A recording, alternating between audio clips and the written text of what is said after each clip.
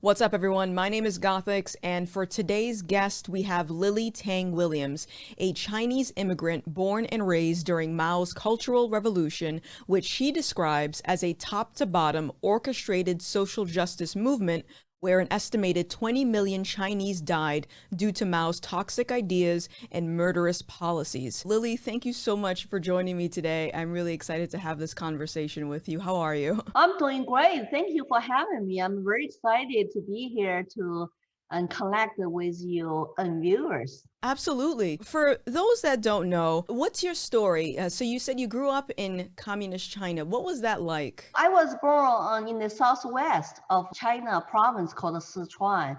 Chengdu actually is the capital city.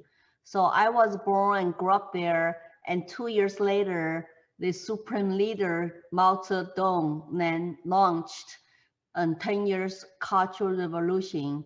Of course, I did not know anything about it. I was like 2 years old and to 12 years old. And as I said in my opinion piece, that cultural revolution, it was just absolutely horrible. We did not know the truth, and we just thought, hey, Chairman Mao was like a god. He became a god, like a political leader after he used that political campaign, cultural revolution to purge his political enemies inside the party and outside the party. Then he used his typical, of course, divide and conquer tactic to put all Chinese into 10 classes people. Let's say if Marxists believe people are divided by two groups, like oppressors versus oppressed. So that's how he divided the people. So his cultural revolution is about use these young people, idealistic and naive, to trust him, believe him, brainwashed by him to say there are bad cultural influence in our society. You need to go to eliminate them. The oppressors classes have to come out to do all these struck sessions by blaming themselves, public shaming and apologizing, self-criticism.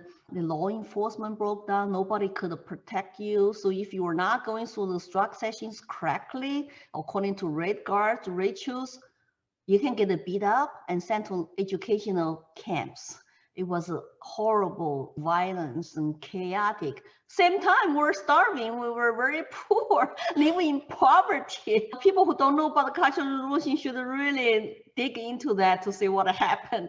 I'm just now learning about Marxism and the Cultural Revolution, and I don't know too much, but there were some things that I've picked up on in America. I can see some comparisons to things that happened during the Cultural Revolution. So you mentioned Marxism, and I want to know, what is your take on the Black Lives Matter movement? Because I was a little bit taken aback when I found out that the organizers are trained Marxists. What does that mean to you? At the beginning, I thought the Black Lives Matter movement were just the peaceful protesters who go out and wanted to basically to deal with some issues in our society. But later, when they came out to say, oh, we are trained Marxists, now I start to really be very cynical and cautious to say, what are they trying to achieve?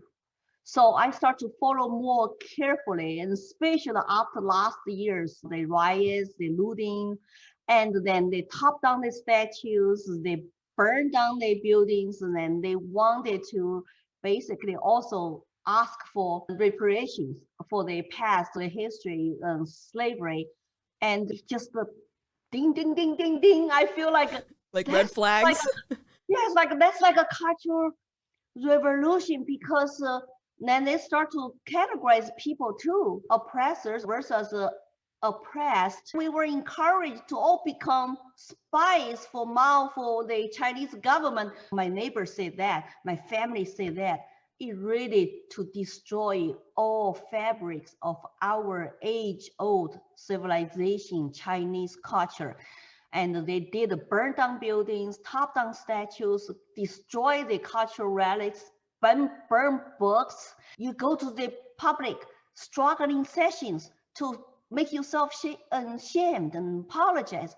Imagine those people in their 60s today, living with that guilt all their life. They could not get rid of that. How much they were brainwashed as teenagers to believe Mao, believe the Communist Party, and to go destroy their families.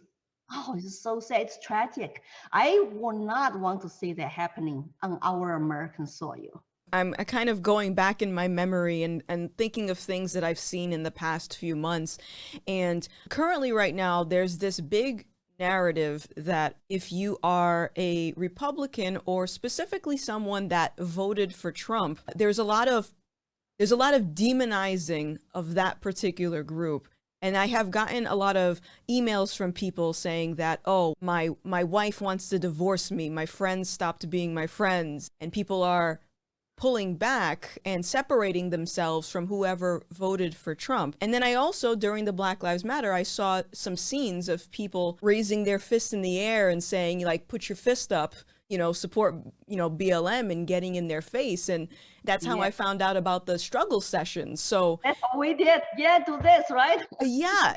That's scary. It's terrifying to me, okay, because I lived through that time. I recognize the tactics and I recognize the term. Lots of our young people are being, propagandized and brainwashed. They even don't recognize equity. I like equality. All men are created equal. But when you use term equity, racial equity, that is Marxist term. That means equitable, same outcomes, same wealth redistribution. It is a communism. We don't want that in this country, because if you want to have equitable outcomes, how can you make that happen? You have to take from the people who have it and give to people who have not.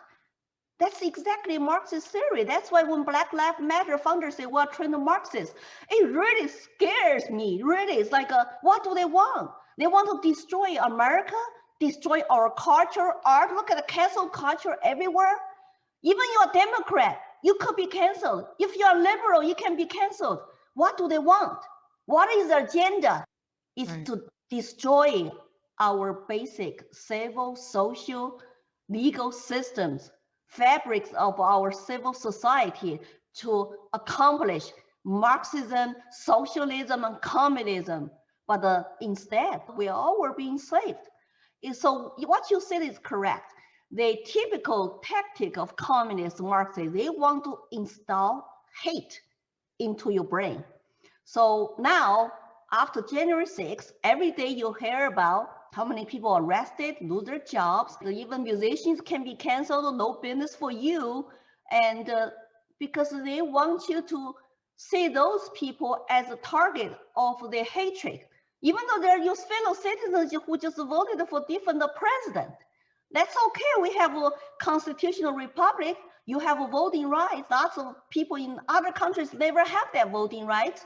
We should appreciate that. Right. But to target people who voted differently than you and calling them all those bad names and arrest them and see them as domestic terrorists, as extremists, why so many people support that obsession of Trump hate? Actually, obsession for now equity. That's a Marxist term. If we really have full-blown Marxism in this country, 99% of people will be enslaved, will be equally poor. Not like you said, the equitable outcome. No, you'll be equally poor like we were under Mao and starving to death. That's the history lesson people should really be educated about. I found this research study that suggested the younger demographic of Americans, specifically Generation Z, find Marxism and socialism more favorable than older demographics. So that makes me think that there's some type of indoctrination happening in school. Would you agree with that? Or why do you think that it's so appealing to the younger folks? They don't teach real history. I have been going to schools, middle school, from sixth grader all the way to colleges, to educate people, our youth, as an eyewitness of communism, of Mao's Cultural Revolution. And whenever I tell my stories and show my old pictures from China as a young pioneer, red guard, and tell them about struggle sessions and class struggles. They were just totally shocked. And even teachers tell me they teach social studies and history. They don't know some of the details. Think about if our teachers were not well educated on history and the horrors of communism and socialism, then how are they going to teach our children? I had one girl follow me out of a high school classroom one time to say she was shy. She did not want to stand up, ask me questions, but she was follow me. She said, what do you mean under Cultural Revolution, you could not really have art anymore because some art are deemed incorrect? No comedy can go against Communist Party's narrative and can insult any political leaders, any party members. Imagine that happened to the United States. I see that in the shadow of the cancel culture. You cannot wear this clothes, right? You'll be cultural appropriation. You cannot name this product this name because that's cultural.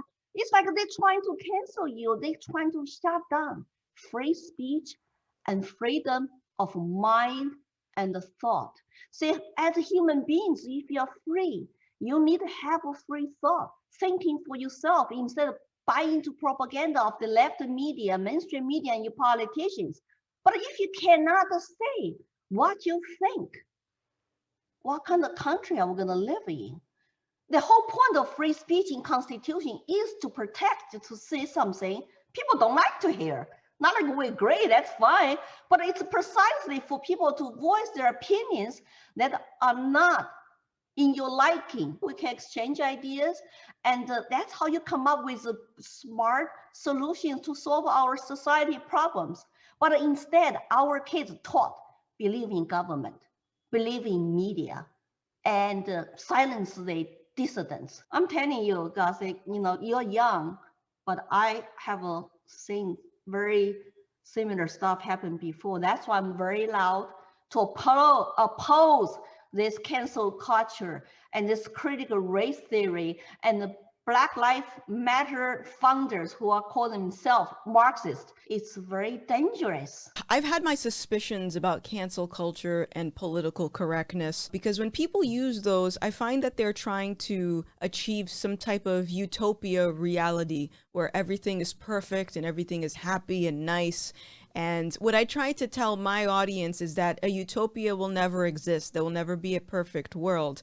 So when I see someone utilizing cancel culture or political correctness to try to make things good, I always sense a red flag because I know that it's a slippery slope from there where you'll have a small minority or even the government dictating what is and isn't harmful. And we even see it in comedy. You can't even enjoy a joke without someone's, oh, that's hurtful. You can't joke about that. That's the beauty of comedy. I welcome people tell me Chinese jokes because I laugh at them. I'm not offended because to have fun in life, really enjoying life. Fundamentally, people are nice in this country. When they want to tease me, I tease them back. They tell me Chinese jokes, I tell them white jokes or whatever other jokes. So all these tactics, it's very divisive. It make life just like a suffering place. When you talk about utopian society our young people bought into, it's not utopian at all. Mao promised us as a communist leader, I'm going to give you peasants land. We're going to give you intellectuals free speech. We're going to build a new China. Guess what? The peasants never got the land. The intellectuals were pushed to commit suicide, live on Chinese government food rationing coupons based on your party positions. Besides, 100 million people died under communism. There are estimated 20 to 40 million people in China just died of mass starvation. Utopia never came. I had to eat red meat. Like Venezuela people have to eat cat's meat today. They run out of cats. But the promise never came. There's no single communist country, socialist country that really give people prosperity and good life. But the communist Marxists want you to believe their empty promise, free college, free health care, free this or free that. But that's not true. We had to pay for school, we had to pay for health care, and we had to pay for lots of things. The only thing we did not pay is community housing. 8 families share one bathroom, one water faucet. and dark light bulbs.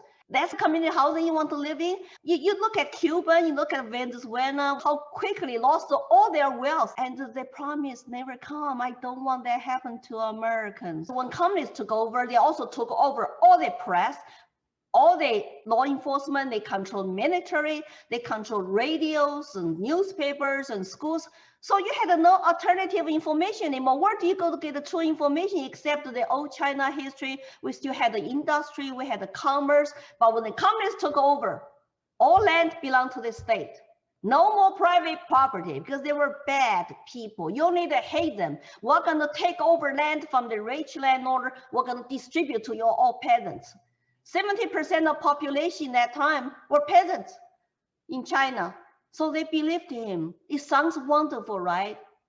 It was a broken promise and never come. So when you say this country, people start to buy into, we're going to take, we're going to give to the poor, give to the have-not. You don't want to rely on government because if they provide you everything, they can also take everything away from you and totally, enslave you. You want to be independent.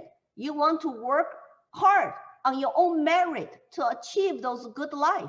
Say if Americans are independent minded, this current situation will never happen because people will be relying on themselves. I think the government knows once they put a fear in your mind, once they make you promises. That's what communists said. We don't have to make a United States a communist, socialist country, and by like a war. No, we don't have to fire one shot. You people will be fit. Socialism a little bit every year. Then you will be a communist country someday. That's what the Soviet Union communist leader said. And you say that it's already happening because our people bought into that free stuff. Socialism, does that always lead to communism? Some people ask me that question in schools too. And I can always quote something from Lenin. Lenin is one of the, of course, Bolshevik leaders, like communist leaders. He said the goal of socialism is communism. That's what he said. Here's the difference. The communism will take away your properties and change your country, enslave you by force. Chairman Mao said, the political power is coming out of barrel of gun. That's why Communist Party in China control the military. They control the guns, where 1.4 billion Chinese are totally disarmed. You cannot have anything to protect yourself. Maybe your kitchen knives, okay? And socialism is to enslave people by votes. Just like beginning of the Cuba, beginning of Venezuela, and they say, oh, we're gonna promise you this free stuff. You rely on government, we'll give you this, that. You vote for us. So I always tell people, when you vote for socialism, you are voting against yourself.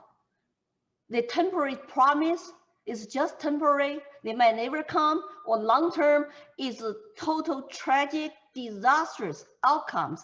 Our kids don't know that because they don't know history. They hate the Nazis, but they don't tell them Nazis is originally a socialist nationalist party that Hitler belonged to. Then do they know how many people died under Nazi? They know. But how many people died under communism in Cambodia when they actually kill intellectuals who wear glasses? If you wear glasses in your interaction in Cambodia by Pol Pot, he will kill you because he said, you look different. You're not equal. We want everybody to look the same. Equity, right? Those are very superficial, just stupid stuff because we are talking about people are created equal in terms of equal protection under the law and equal opportunities. But they want to talk about equitable outcomes. That's a Marxist term, and we have to totally reject that. Our kids that need to learn probably from their parents, since our primary purpose of public school now is basic introduction camps for the lefty ideology right now.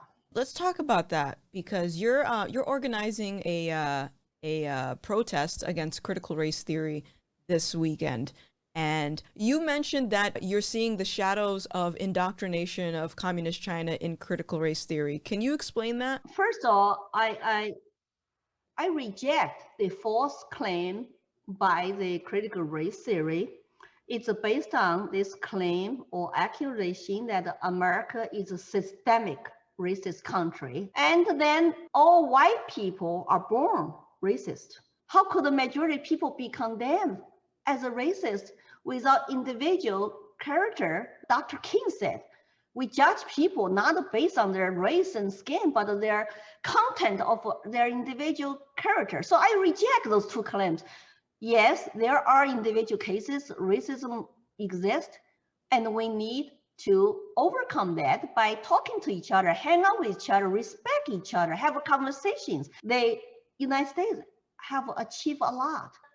And if America is really that bad, systemic racist country, everybody here was suffering for people of color, you tell me why did millions immigrants wanted to flee their own countries, like me, and come here to seek better life for ourselves? When I came here, I had nothing. I was offered homes, temporary living, and I feel like, oh, they were the most generous, kindest people. And they were white, so what?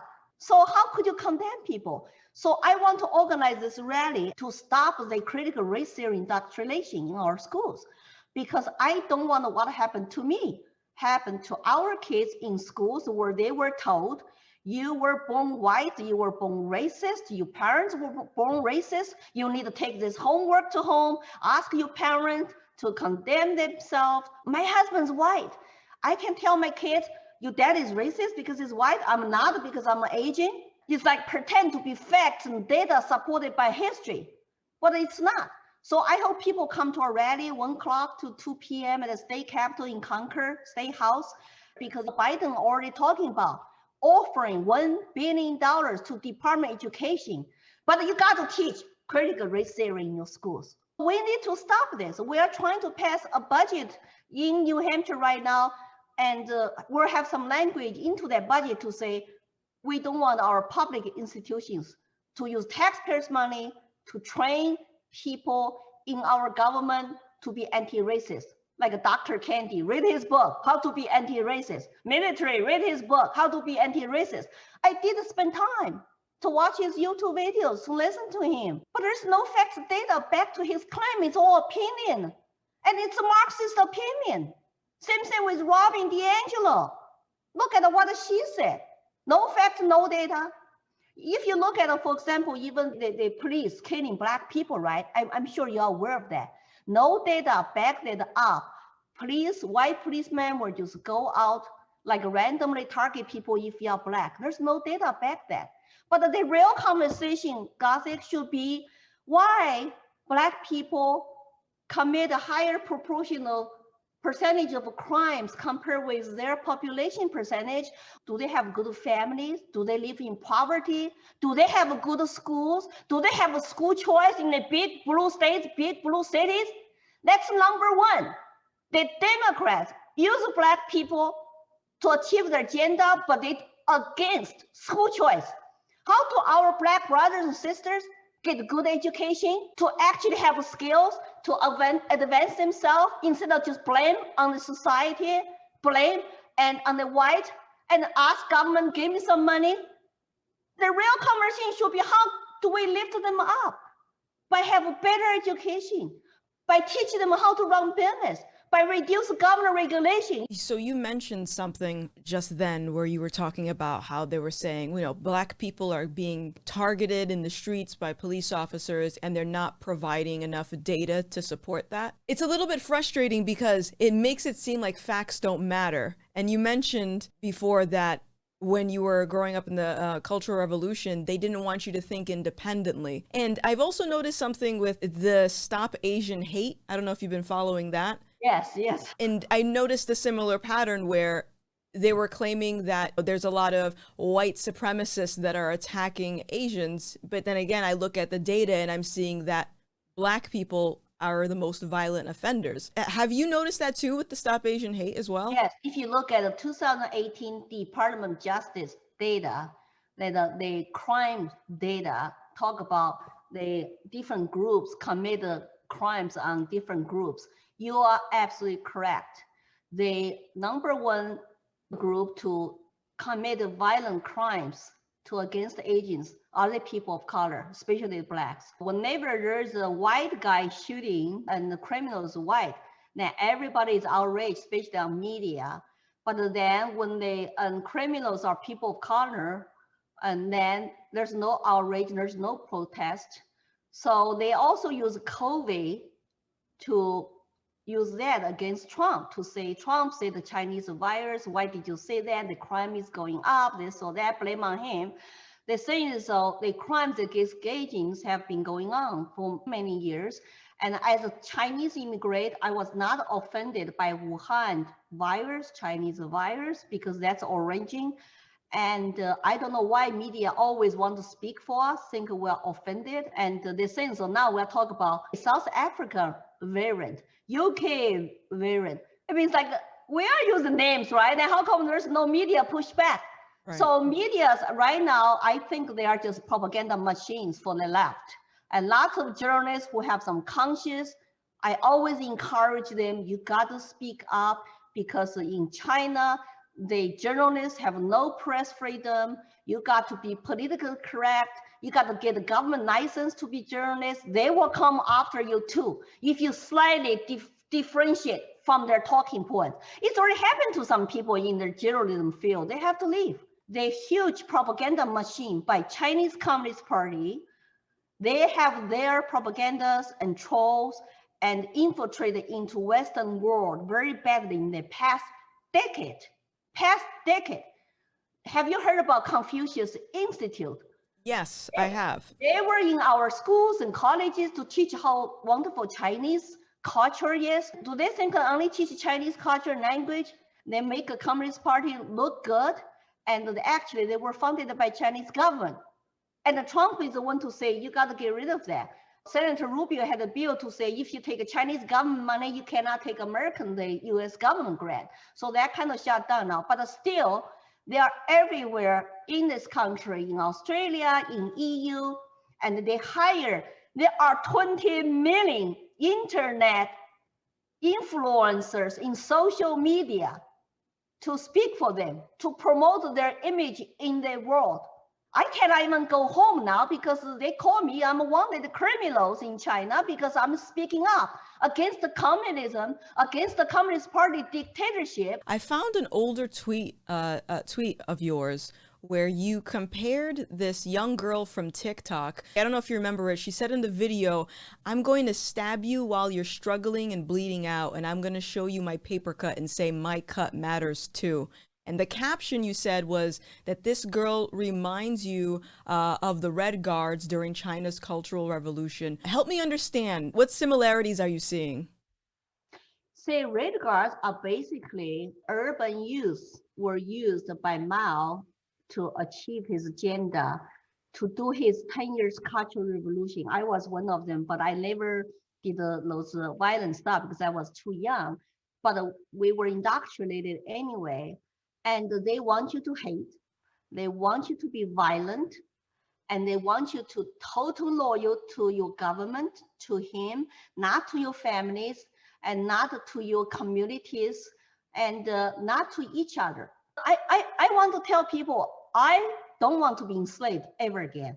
I can never be silenced again. I lived in China for 24 years, I was silenced. I come to this country that took me 20 years in this country to wake up, to get rid of my garbage of education I got from Chinese government, indoctrination camps. That's 44 years of my life. Now in my 50s, that's why I'm so passionate about what I'm doing. I was not allowed to vote. I was not allowed to think. I was not allowed to speak. And now I come to this country, I see all the young people are bought into the same crap that we were faded to. It's tragic, it's sad, but I just don't know how to wake up people. I need to talk to more people like you, go to national TVs and get an interview nationally to tell people, let's rethink America. Where are you going?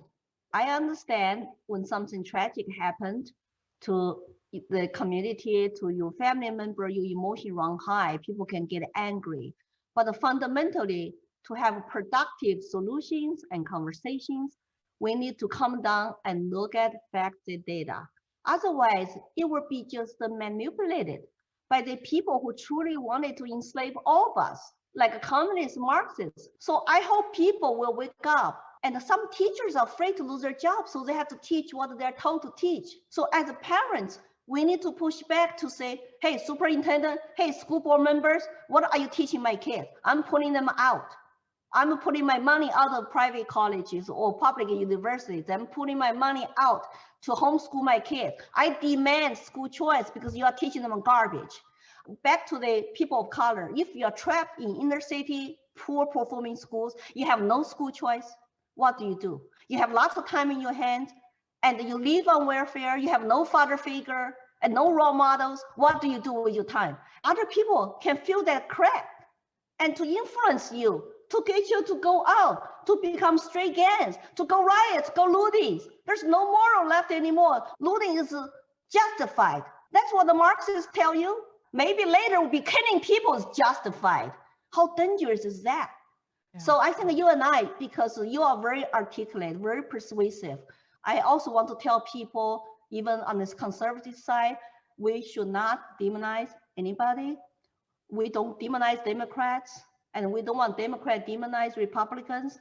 And there are lots of people in the middle, independents. We need to just have a calm conversation to say, we just want to live in peace. We want to promote love, tolerance, acceptance, unity. That's what our rally this Saturday is about. We will promote unity and love, not hate. Critical race theory is about division, hate, and envy. If we give up, I don't know about you, I have no place to go. America is my home. Yeah, it's my refuge. Yeah. Everyone's entitled to be emotional, but if you constantly run on that, it's going to cloud your best judgment. And I think that's where we are right now. It's just we're running on fumes. Yeah, here's a good thing, Vanessa. Tell people being free human being, free people means you are able to use your brain to think. If we just act our primary emotions, what is the difference between humans and animals? We need reason. We need a rational thinking. We need to look at data and facts to justify our talking points and rhetorics. Especially our young people, they need rational conversations sometimes to say, hey, what you believe is not true. Let's look at this. And also, do you want to be self-employed entrepreneur someday? We still have this free market system in the United States. You can start your own business instead of just blow money and live on paycheck to paycheck. But how do you put that responsibility on your shoulder to say, I'm poor now, but I'm going to start my business. I'm going to save, I'm going to work on my ideas. And don't be afraid of failure. I failed in my self-employed business for 8 years before I become profitable. Remember, I could not speak English. I came here with nothing. I'm living American dream. I have 2 or 3 home businesses.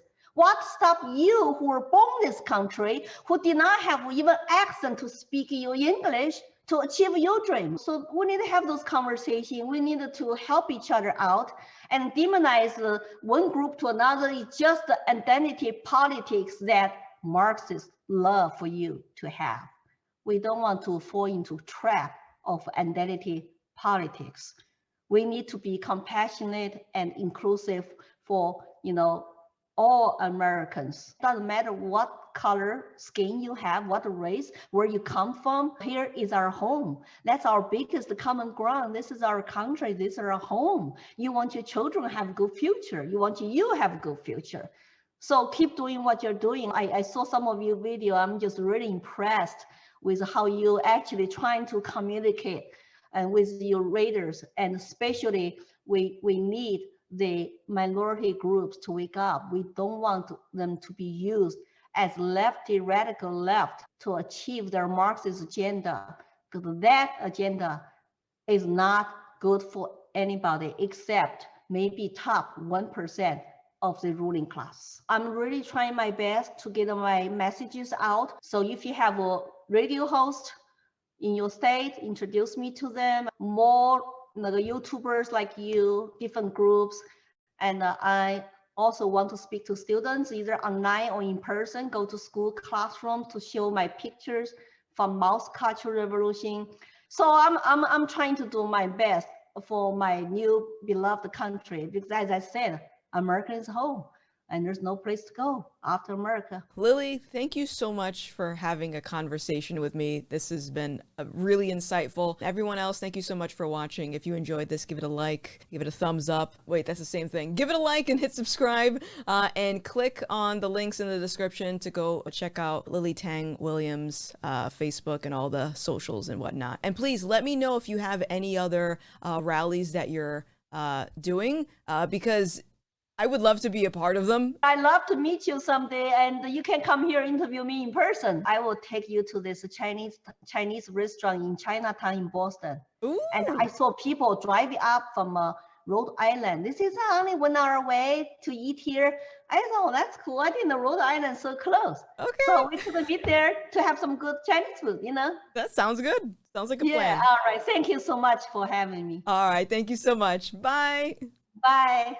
If you want to help spread Lily's message, I'll have her contact info listed below and a direct link to this interview for you to re-upload on other platforms. Thanks for watching.